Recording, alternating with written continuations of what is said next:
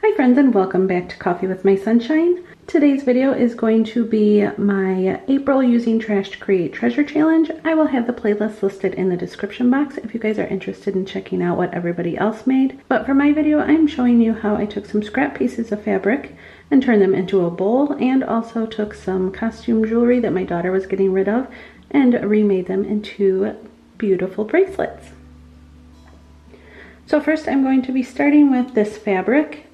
And a lot of it are just like weird size pieces, like obviously pieces that I couldn't reuse for something else. So I'm just cutting them into strips, and they're about 1 inch, some of them smaller, some of them bigger.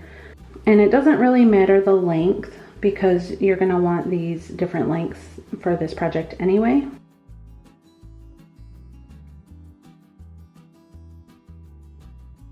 You want colors and patterns that really like stand out. That way you can see the twists as you're going along, because we are making some fabric twine.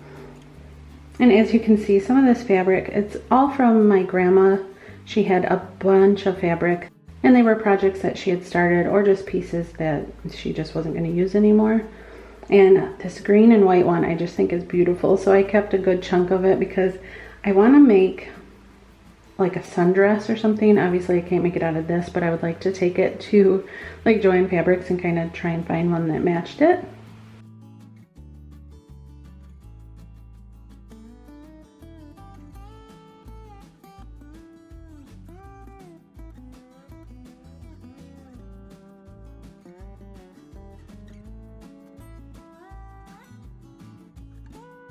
So after you're done cutting your strips, you want to tie two pieces together, and you want one longer than the other, just like this.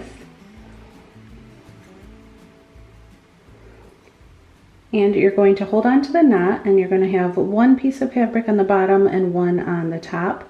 You're going to twist the top, and I had a little bit of trouble here to get started, but you just want to twist it really tight, and then take the one that you twisted and fold it over the fabric that you haven't twisted yet, and you want to pull it towards you. So then you roll away from you, roll the fabric away from you, and then you pull it towards you over the other piece of fabric, if that makes sense. I hope it does. And this does take a while, but it's something you can do like in front of the TV or whatever. It just kind of gets mindless after a while. You don't have to concentrate on it. And you will have probably cramps in your fingers, because I know I did. I had to stop every once in a while.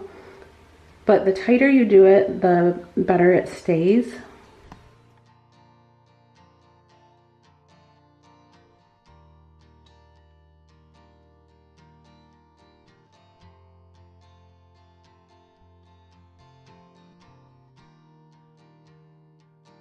And then once you run out of fabric on the short piece, you're going to want to take another strip of fabric and lay it on top of the piece that's running out, and kind of fold the piece that's running out over it, so it kind of like, I don't know, it just kind of like folds into it and covers it. So then you're going to want to twist it and just keep doing the same thing you did with the other pieces, just twisting away from you and then pulling the piece over the other piece of fabric, and it locks in pretty tight. And you can't, in some of the spots you can tell where you've added the new pieces of fabric, but not really. And I think it looks kind of cool anyway.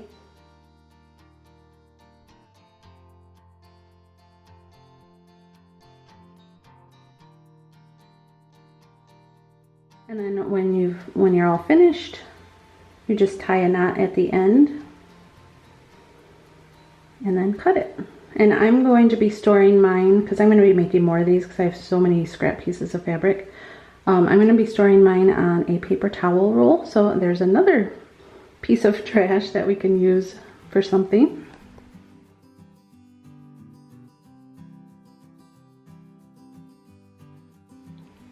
And then all I did was just take a piece of tape just to hold both ends.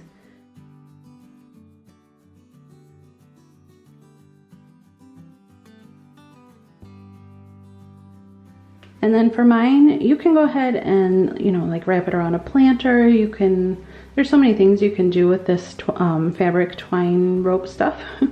But I'm going to take this wooden bowl, which I still like. I didn't want to ruin it, so that's why I covered it in wax paper.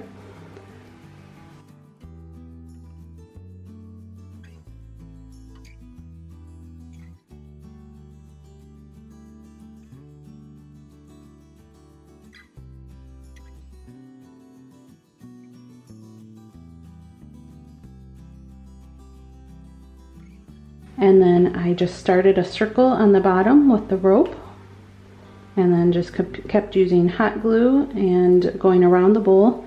And I didn't make as much twine as I thought I did, so it didn't cover the bowl completely, but that's okay, because I just wanted a small bowl anyway to hold like jewelry and stuff.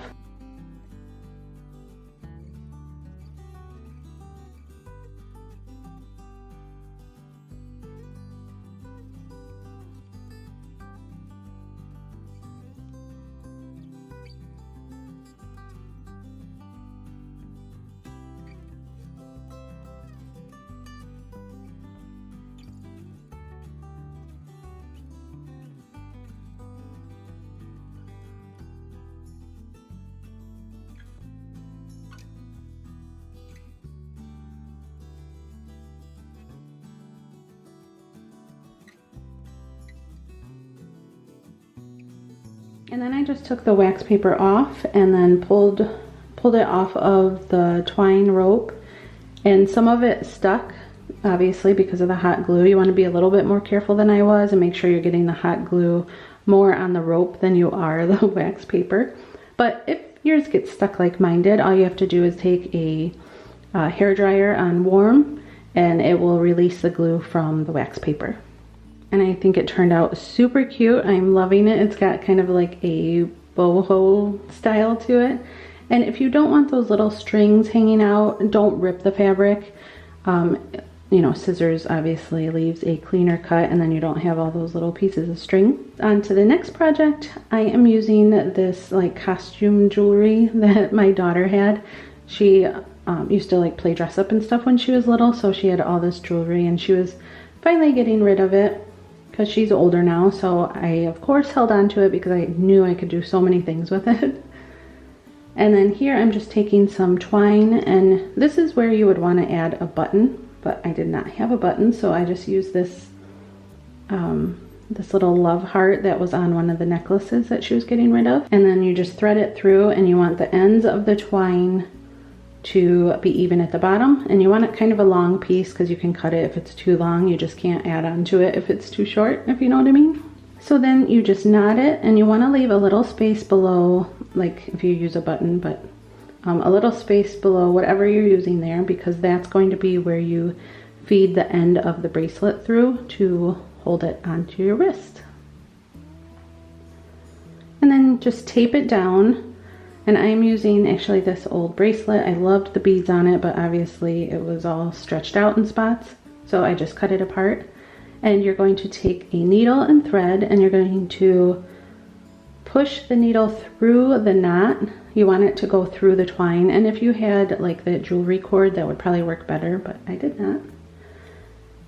And then you're going to push the knot from the end of the thread into the knot, and you probably should trim those ends because I ended up getting it caught while I was trying to put the beads on. So then you're going to feed the thread through the left side of the twine and then thread on a bead. Then you're going to take your needle and wrap under and around the right side. You'll see as I get going. This is my first time doing it, so I was a little bit hesitant. So after you wrapped it under the right side of the twine, you want to feed the thread back through the bead.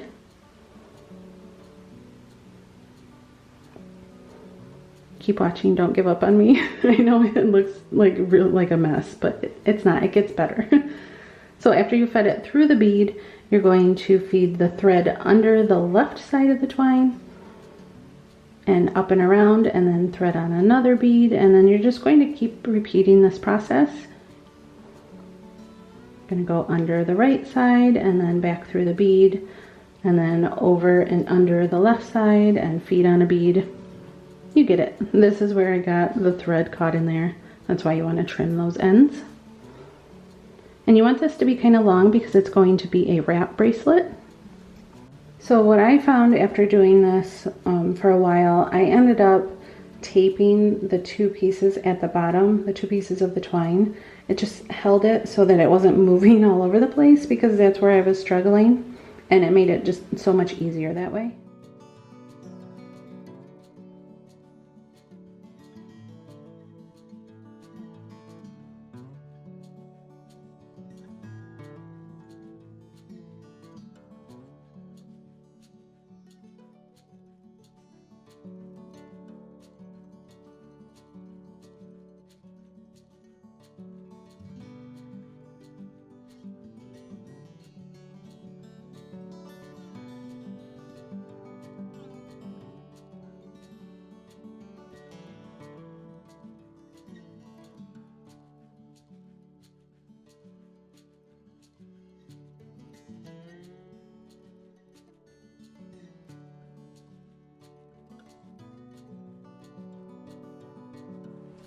Okay, and if you're like me, you didn't give yourself enough thread. So if you start running out of thread, but you still want to continue on with the bracelet, all you have to do is thread the last bead on like you normally would.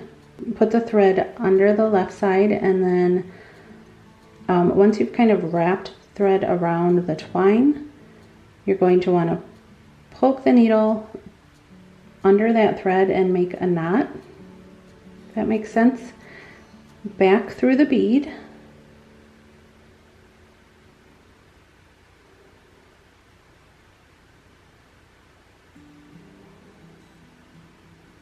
Then under the right side like you normally would, but then you're going to do the same thing where you put the needle through where it wrapped around the twine and kind of knot it. Pull it through the bead again.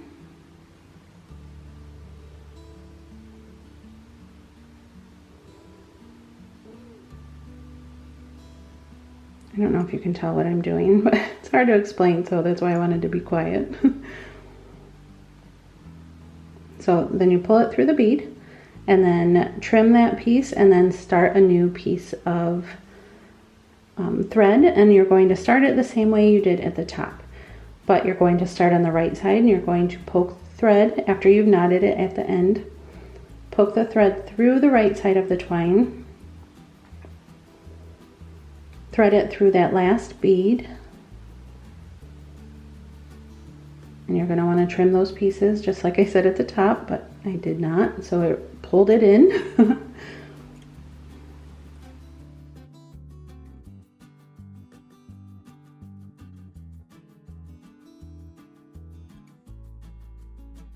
So then you're going to start like you had been, but first you're going to pull that thread through the left side of the twine. This is just to kind of secure it.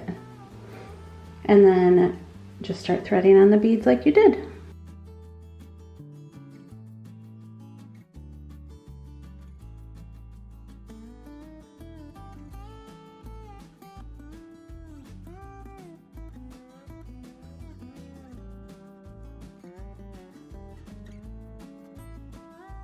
And then once you've reached the end of your bracelet, you're going to do kind of what you did a little bit ago when you ran out of thread. You poke it through the left side of the twine, add on a bead, then you're going to wrap it around and knot it again on the right side, and then you're going to thread it through the right side of the twine and then back through the bead.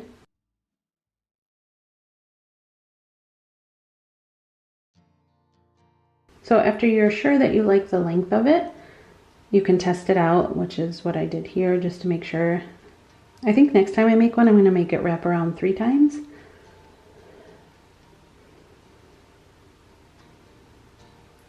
So you're going to want to make sure that the end of the twine reaches the top part of the twine, because you're going to knot it right at the end, and then you're going to put 2 little tassel-y things at the end.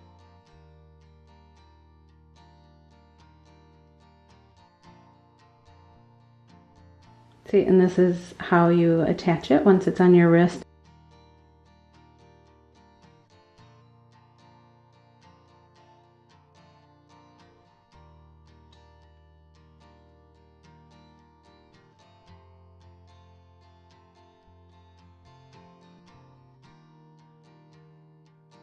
And then take the two little ends and thread on as many beads as you want. I put a little bit of tape at the end so that it was just easier to thread because these beads are tiny.